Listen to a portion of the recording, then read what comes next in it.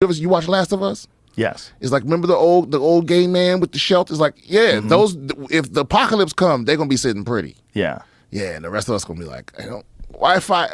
Yeah, but then those people go after those people. Oh, People well, yeah. who weren't prepared. They try to find the people that aren't prepared. What's interesting is preppers a lot of times get lumped into terrorists. They get labeled. Like there's this guy, Mike Glover, who's been on my show, who runs this company, Fieldcraft Survival, and he teaches preparedness for all kinds of different things.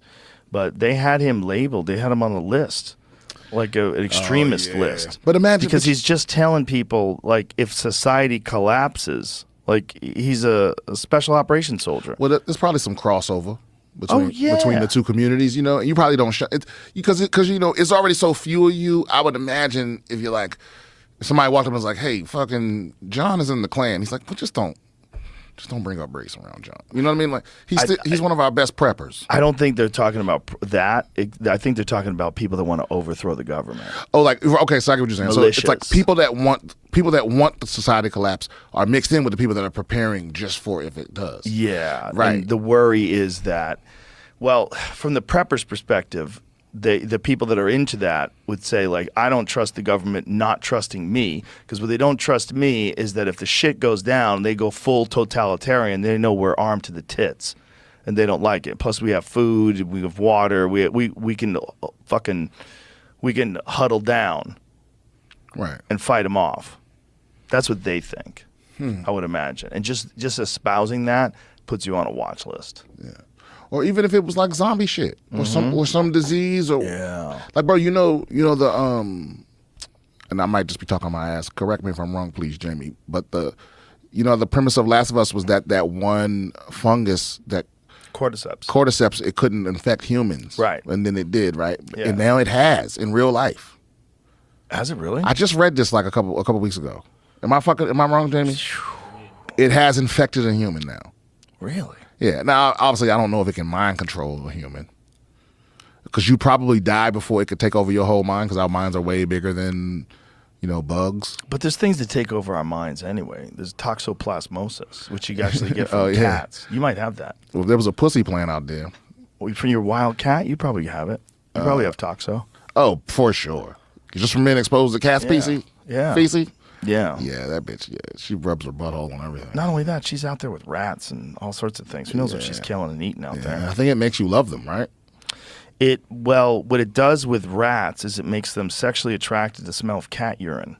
Oh, okay. They literally lose their ability to be afraid of cats, and then they get hard, like thinking about cat piss. So they get aroused. So they literally seek out the cats. And then the cats kill them and eat them, and toxoplasmosis actually multiplies inside a cat's gut.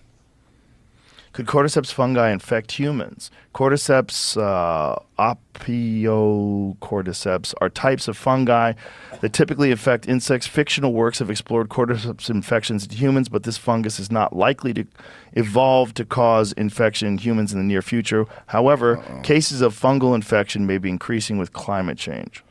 This is recently. Did I speak out of my ass? I'm misinformation. No worries. It happens. Hold on.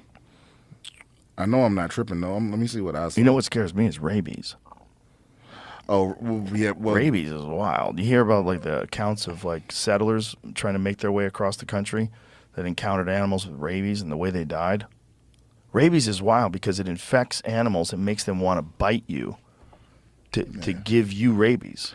Yeah, and every time I hear somebody tell me they got bit by a wild animal and they didn't go to the hospital, oh my God, are you crazy? Are you out of your fucking mind? Because once you start showing symptoms of rabies, you're already dead. You don't have much time. Like I think you have to get to the hospital and get treatment within 24 hours. I think it's pretty close. Yeah, you can't rest on it. Yeah, I know a dude that was telling me a story about someone who got nicked by a bat.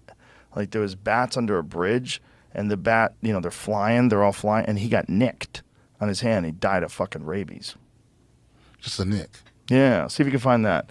Guy gets nicked from bat, dies of rabies. Yeah, like nicked his hand, I think. And he's like, oh, what the fuck is that? Thought nothing of it, Thing just flew by. Maybe he didn't even feel it. Maybe he didn't even notice. There's a bunch of bats around. You're like, Jesus. Oh, man, that's another fear. Infected bat ran into the hand of BC man who later died from rabies. Suffering a small puncture wound in rare daylight encounter this spring. Wow. Damn, he's 21 years old. Crazy, man. Crazy. And he didn't go to the hospital? I don't know. He said he developed symptoms of rabies 6 weeks later. Yeah, bro. You got to get, because once the symptoms kick in, you dead. You can't, nothing you can do. You got to get to that. If you get bit by a wild animal, you got to go to the hospital that night, immediately. Isn't that crazy? Like, he didn't even know. I would lie at the hospital. Because if you tell them you're having chest pains, they'll see you right away. Imagine you're feeling like shit, and you have to think back to 6 weeks ago where a bat, like, grazed you. I'm having chest pains. I got bit by a bat. Checking me out for everything. Yeah. Hell yeah, because they do, they do triage at most emergency rooms, meaning they don't see you in the order you came in. They see you in what they think is the most serious. Right. So you got to say something's really wrong. Yeah. Unless you're bleeding out or you having chest pains, it's not serious. So you might be sitting in there for 4, 5, 6, 7 hours. You got to fake a stroke. You just got to say you're having chest pains. Just getting dizzy. I'm blacking out. Don't get me wrong. I wouldn't do that. If I thought something serious was wrong, I would lie about having chest pains. I have no shame in my game.